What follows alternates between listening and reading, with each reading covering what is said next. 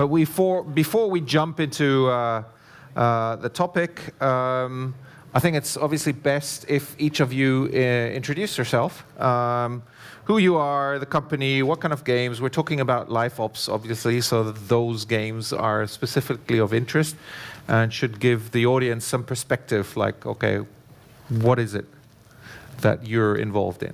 Okay. My name is Petri Ikonen. I work for EA at Tracktwenty, and Tracktwenty is EA's mobile studio here in Helsinki. I've been working on last over 5 years on SimCity Build It, and it's been live now since almost 4 years. So it's about live service. My name is Pedro Gestal, as it turns out, and I'm with Oktagon Games. We're a studio based out of Brazil, and we've been in the business of live ops basically for the past 3 years, since 2015, and we're currently managing and doing live ops operations for Magic the Gathering Puzzle Quest. My name's Tim Shepard. I work at Wooga. We're a story-driven casual games company. My role there is changed over the years, but I've spent most of my time working in live ops, managing Diamond Dash, and yeah, we operate five live titles at the moment. Okay, great. So maybe we can dive into kind of the definition also a little bit of live ops, because I think that's an interesting one, because there were already in the talks earlier, there was like DevOps, live ops, these kind of things. So what does live ops actually mean for you? What are kind of the key components where you say, yeah, this is for me what live ops actually really means, beyond running a game for many years? But Yeah, I think the essence is just serving the players, providing the best possible experience every day, every second, so that it's up and running, but it's also fun. And why it's fun, perhaps we are kind of all the time monitoring what are the players doing, changing the game, running campaigns, so it's kind of never-ending adventure. But the player, that is the key. I kind of agree with that, like for the most part, and I also believe that it's a very adaptive process in the way that it's always about figuring out what the player wants and how to best give it to him in a fast manner, you know, in a very direct way. So yeah, I definitely agree with that. Yeah, of course, the same. It's it goes from taking your best guess at what you believe a player wants to actually having the feedback to know it for sure, and being able to have the tool set up to react on the information. Mm-hmm. So how big are your live ops teams? We heard earlier from Space Ape, they have like 4 people max. No, 4 people per title. So how big are your live ops teams, or what the company considers live ops team?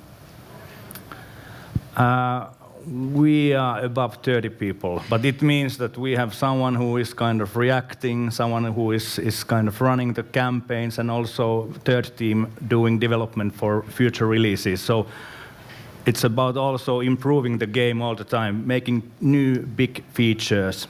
So that's why the team is quite big. Mm-hmm. You know, we currently have 10 people on Magic the Gathering, and while I actually understand the more increments you're trying to add to the game, the more people you're going to need. If you're basically maintaining the game, it makes a lot of sense that you can do it with fewer people if you have all the tool set and all the processes in line to do that. But overall, like 6 to 10 people seems really, like the previous speaker said, it seems about right to me. It sounds about right to me. So Wooga has a slightly different setup. Our teams are comparatively quite large. So one of our games, June's Journey, has 34 people in its core team, and that's not even including all the services and tool sets and marketing UA that surrounds all those people, outsources. June's Journeys are one of our largest games right now. For our smaller games, then we do scale back to to what we call light ops internally, which is essentially a skeleton crew that maintains SDK updates, etc. And that can be as small as 1 or 2 people. Okay. So the panel is about company culture influencing life ops. So how would you define kind of the culture in your company, and how maybe also give some perspective, like how that has maybe changed over time when kind of life ops started to become more important? Did that influence? Did the company culture influence how you approach life ops, or was it maybe the other way around? Who wants to start? Tim, do you want to maybe start? Yeah, sure.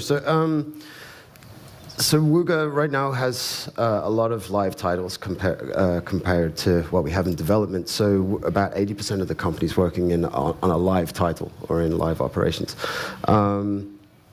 We used to have 2 very clear segments of the studio, which was hidden object games and puzzle games, what we'd class as bubble shooters, match 3. And the company was divided by game genre.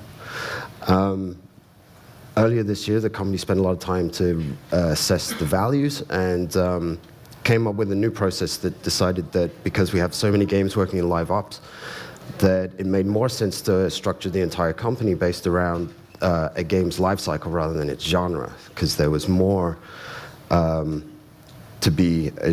more learnings to be shared across live titles as opposed to just core games design. So this was a fundamental shift in how our company culture impacted how we would communicate between teams in live ops. Mm-hmm. Well, we've been on the market since, like I said, since 2015, focusing on live ops, but we've actually been a studio since 2009, and we've always been a very self-reflecting team, basically. So we're always reevaluating and finding new ways of improving processes as we go, and not only outward processes like how do we sell this, or how do we make this fun, how do we make this work, but also internal process. How do we make this faster? How do we make this easier and less stressful for the team, and all those aspects of it as well. And there's actually been both cases actually of live ops influencing our culture, as well as our culture influencing how we deal with live ops. The adaptive nature of live ops fit very nicely with our team core values as it were, but we've also found that there's a very ingrained need for communication to happen very among teams, right? So basically the learning process actually needs to happen from all areas of expertise. So we need artists communicating with designers, and we need designers communicating with engineers, and we've been restructuring internally to fit this communication model into our processes, and we've been finding out that it's quite useful. Mm-hmm. Yeah, this is a very interesting and broad question, and if I think so, game development is hard, running a live service is hard, and now if I think it, for sure both of those actions, they change your culture. Because when we are developing a game, when we are running a live service, we are communicating there, we are behaving somehow, we have certain processes, roles, and sure, it creates our culture. And if I think what happened to our team after very tough development phase and then changing to live service mode, I think it has built trust, and we have seen that how valuable very open, honest, transparent communication is.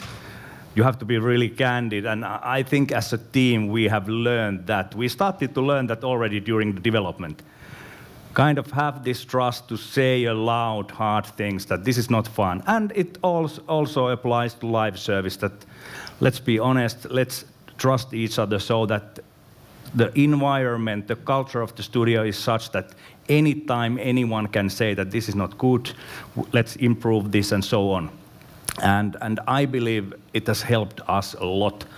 But it's kind of that when you are doing such things as developing games and live services, and you are struggling and you have a lot of problems, and if you as a team manage to solve those, for sure it kind of improves your culture, I believe.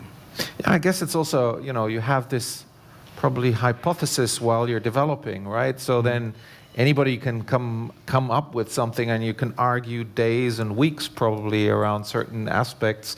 But only once you're kind of running a live game, it's like, okay, let's try to find out. Let's look at the data. Let's even ask the players, whatever. I mean, there are all sorts of tools that we have at our disposal, right? So that I kind of agree. But for you, it must have been really interesting, because very often there is as Space Ape said earlier, right? They kind of really separate that. They have people working on new titles, and they have people that are really focused on live ops, right?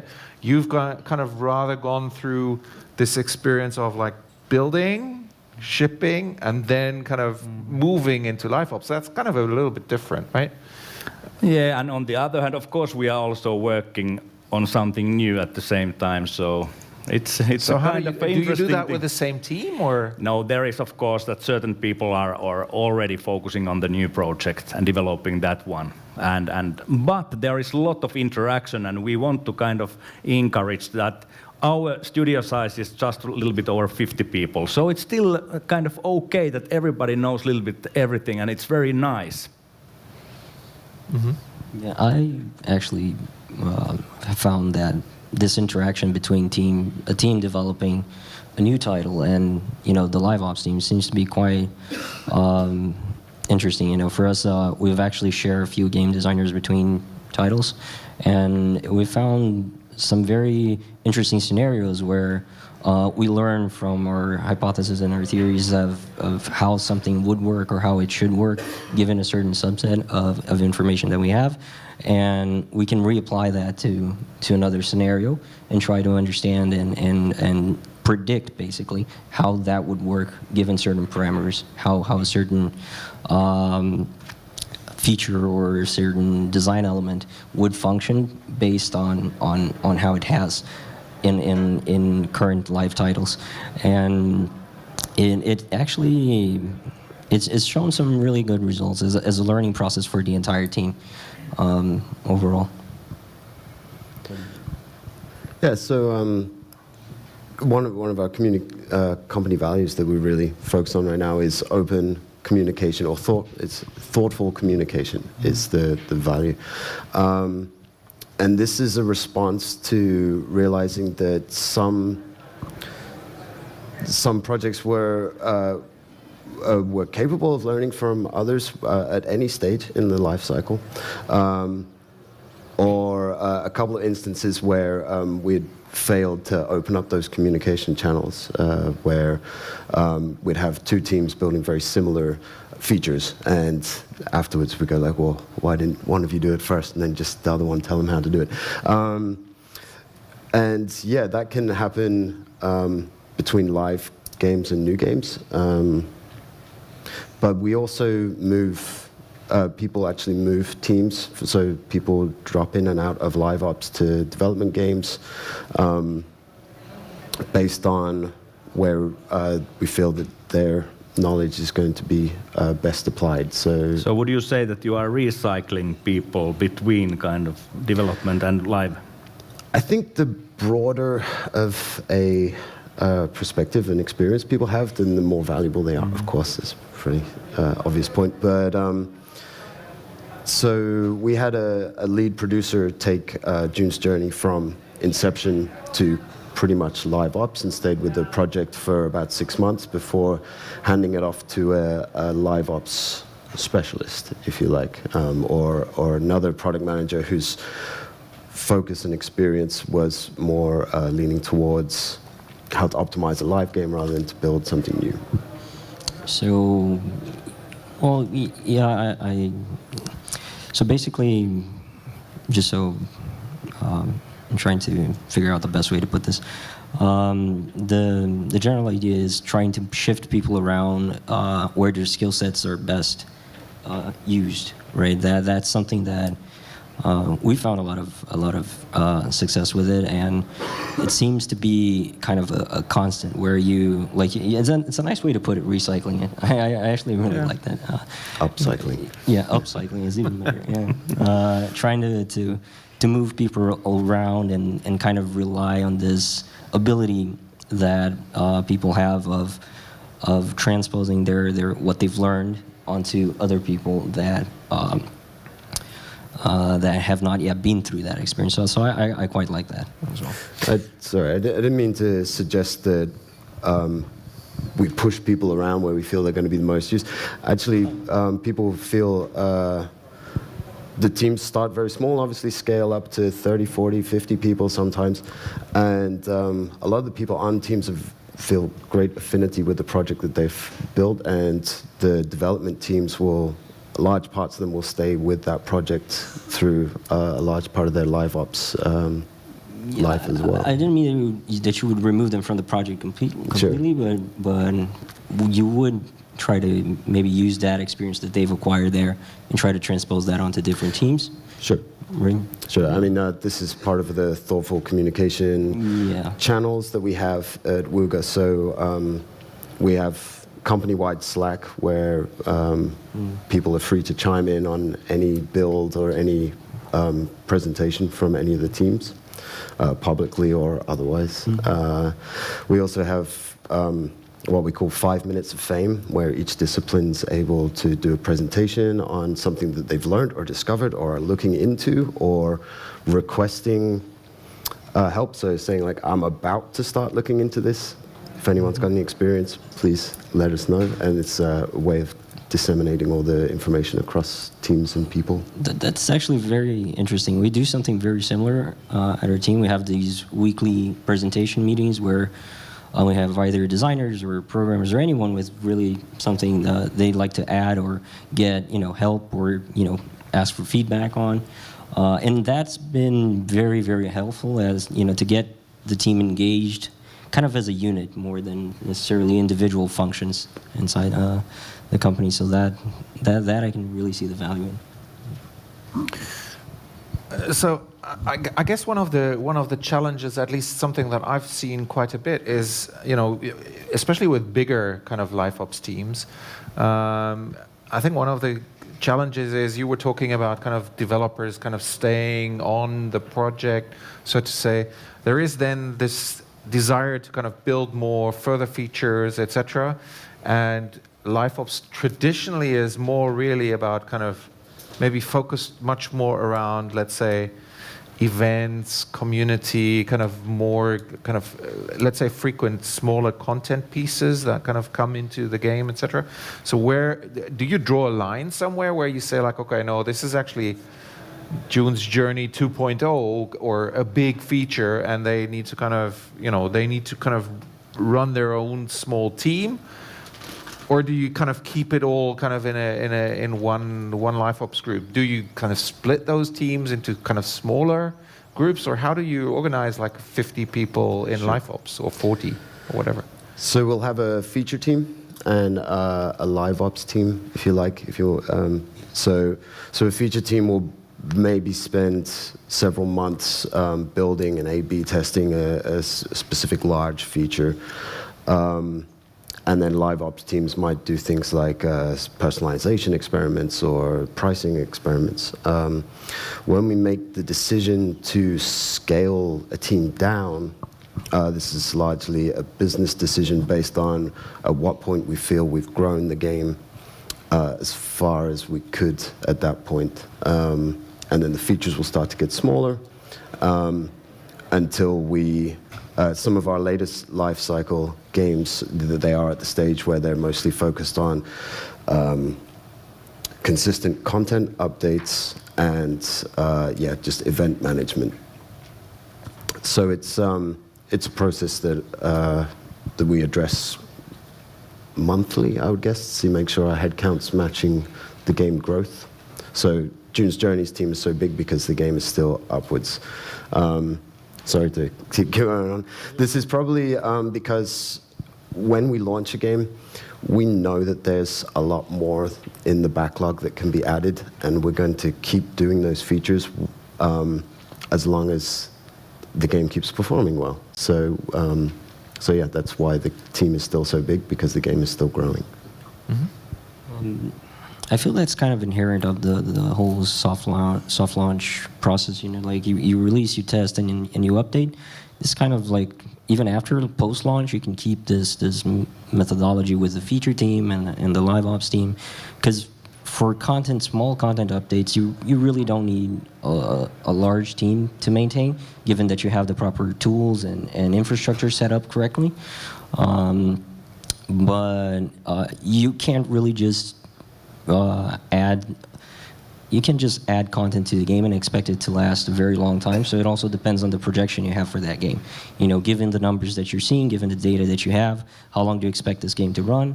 And then you can adjust size of the feature team accordingly to make sure that you're also adding new ways for the players to interact with the game, not just revised, basically, content. Yeah, if I think SimCity, it's a big theme. Yes, I could say that easily, kind of a little bit divide that. Yes, we have some people who are really focusing on reacting, is it up and running, and then there is a certain team more doing campaigns, live operations, keeping it fresh, and then there is the third one, which is the bigger, which is actually creating very big features, and we have been doing that now, all that for 4 years.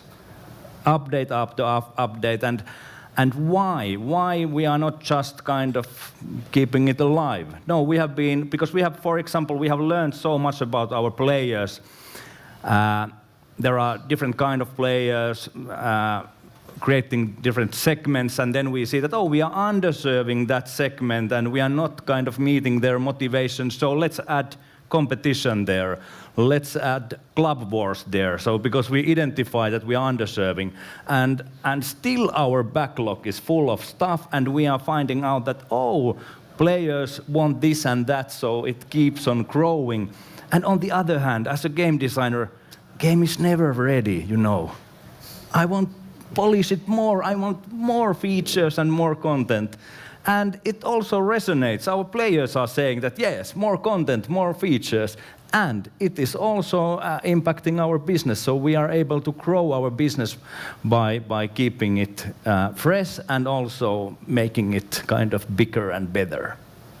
Yeah, I mean, I'm a big fan of live ops because it is the long-term retention that actually kind of can make all the difference, as long as you're able to kind of also monetize long-term.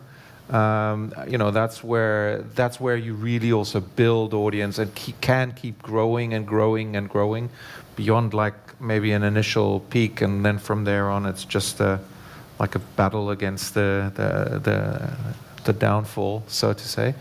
But when would you recommend you start kind of thinking about live ops, so to say, as live ops? I mean, it sounds for me a little bit there is like this mix between the kind of DevOps or kind of development within live ops, and then there is kind of, let's call it the pure live ops, where it's really just about kind of having tools and kind of back-end things where you can create events and kind of just push stream content into the game, etc.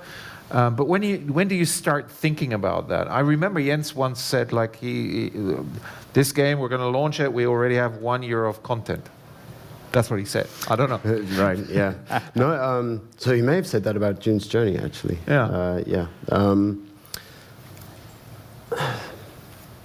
Well, I mean, we obviously want to run a profitable business, and putting more people than necessary on a project is not going to do that. But when do we want to scale back? I think while there's still a lot of opportunity to provide value for players, we'll continue to do it. So when we launch a game, obviously we're focusing on the first 30, 60, 90 days, but in live ops, or sorry, post-launch, you see a design shift towards the players that are there for a year, 2 or 3 years, and the more I think there's a trend of more social features towards players that stick around for a long time. So you're building a different type of feature set.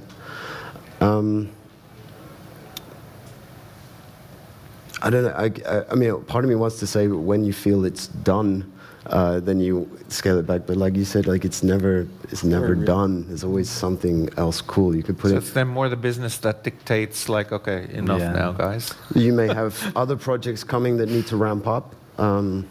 So yeah, maybe internal resources is a factor. Team allocation definitely seems like something that would impact that decision quite a bit. Because I mean, overall, they're both these sides, right? The it's never really done type of thing, which is generally it's really never done, right? But overall, I think that a good measure might be the point where you can see that the cost of adding a feature, and I don't mean just cost as money per se, you know.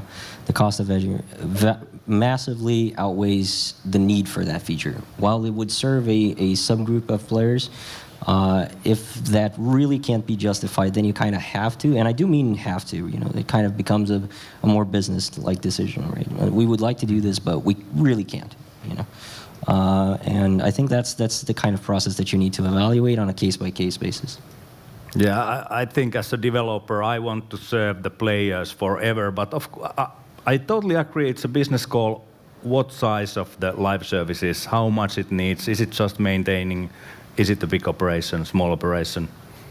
I'll do my best to serve players, and that's it. Okay. Possibly, sorry, it also, parts of it kind of appear organically, right? I mean, if you have a full team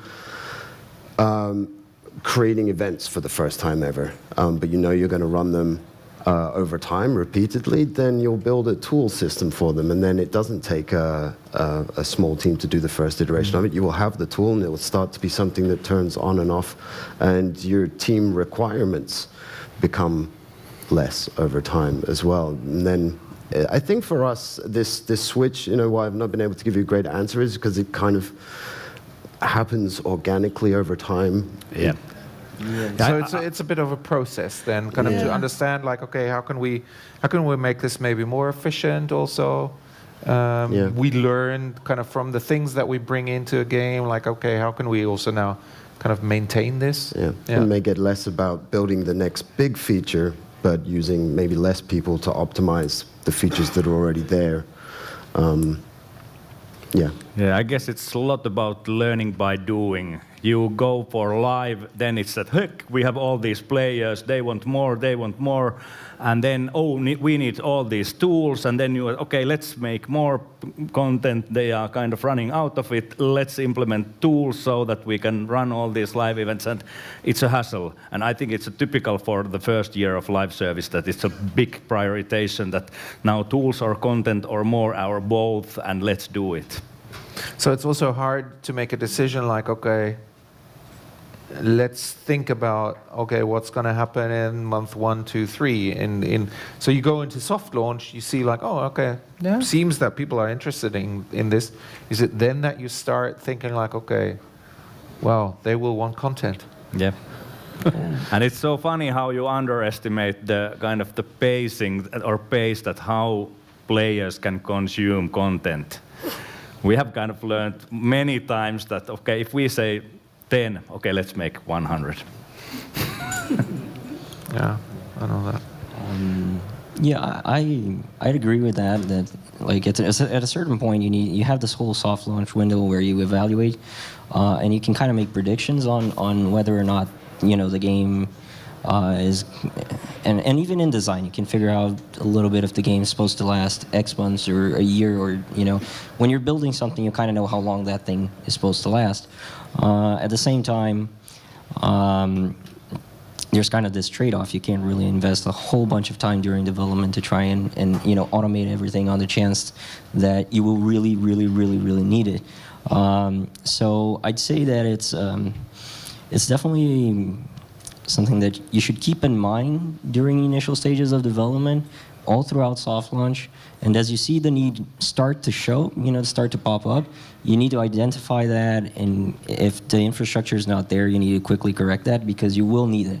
If it becomes a case where your game is something that requires content updates, regular content updates to keep players engaged and interested, then that's definitely something you need to keep your eye on to really identify and start developing the tools and infrastructure that you need. So maybe to wrap it up before we open the floor to questions, what do you think is kind of the one company value that you feel has had the most influence actually on how you handle and do and think about life ops today? Okay, I know this is a really difficult one, but I do want to challenge you a bit. I did a little prep with some of our product managers as well. So for us, it would be the thoughtful communication, to be proactive in sharing feedback on whether or not something's good or how it could be improved, or whether or not you've personally managed a design or a process before. So is the thoughtful part addressed to the Germans in the company, because they can be very blunt? No, I'm German myself, so I can say this without kind of appearing anything crazy. But the Germans can be very blunt, so thoughtful communication could be really a good thing. Or the Americans, perhaps. Yeah. I think that's overall everywhere. It's an important aspect of the whole company, and it applies outwardly as it does internally as well. This also refers to our players as well. Yeah. Okay. Pedro? I actually believe that communication seems to be the key here, and really being able to look at something and say, well, this isn't good, and never stop there. The thoughtful part, I think, comes from this side, where you say, well, I don't think this is okay, it could be better in this way, and you make suggestions, and there's this back and forth between all the players involved in the team, all the developers, and because of that, it kind of creates this unit feeling where you can rely on others, but for us, we've found that, and that's definitely very important, and it's among the top two things, I believe. And the other thing is the ability to focus on fixing issues as they appear, as opposed to, how can I put this? I don't really want to say it, but like assigning blame. So any problem that occurs.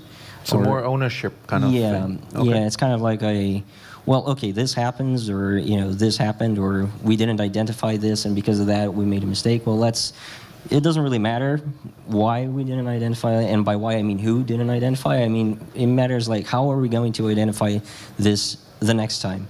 How can we make changes to our processes that allow us to fix this issue, and so that it doesn't happen again? Mm-hmm. In Magic, we do this on a per release basis. So basically, every release we sit down and we say, well, this shouldn't have happened. How can we make this more efficient? How can we make this better? And that's something that really, really impacted how we think about live ops. Okay. Yeah, I guess this is boring. I will repeat more or less the same. So I think it's about teamwork, open, honest, transparent teamwork. We have very low hierarchy. That is the most valuable thing I think we have as a studio value. Okay. If I get a second pass at it, though, one of our other values is also key to live ops, is being close to our players. So we put in an awful lot of energy making sure that we've got all the tools and channels open to our players as well as to one another. So we have integrated help shift, which means we can talk to our players directly.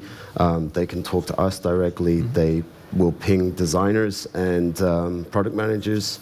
We have lots of community managers on social media replying to players in multiple languages.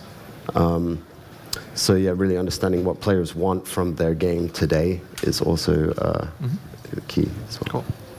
Okay, I think we're kind of almost run out of time, but I think we have like 1 or 2 questions, and then I think you, Petri, Yes. are going to continue with a wonderful. I will repeat talk. everything that we have discussed here. So Okay, Matthew. That's perfect, right? Are there any cultural characteristics that you think are great prior to launch, but then very destructive for live ops, or vice versa? Or do you think that the same cultural values for a development team work when they move into live ops? I kind of get where you're coming from. Yeah. I mean, your speed, right? In live ops, your ability to react quickly to a request, as opposed to development where you might have some more time to try something experimental and it might not work out. Yeah, I think you do need the team to make this mental shift that it's delivery times matter, turnaround time. In a way, I think that if I had to pick like a defining characteristic, I kind of say like perfectionism, basically, in a way, but not in a way that you're delivering subpar things, just in the way that it gets in the way of your delivery dates, basically. Because in live ops, you really need to adjust quickly, right? So if you have members on your team that are inclined to take longer than necessary when making changes or adapting to certain things, that can be really impactful in a negative way. And while in development, that's kind of good, right? If you're in development, you kind of want someone that's really 100% thoughtful in your decisions, even to the point where it can kind of get in the way a little bit of a delivery date. But in live ops, you really can't afford that kind of slow-paced, basically, idea. Okay, great. Thank you. Yeah, we're run out of time, but Petri will answer lots of questions after his talk. if I'm fast enough. I'm sure we'll get through that. Okay, and then Tim will after that also have a talk. So I think we're in good shape. Thank you guys very much.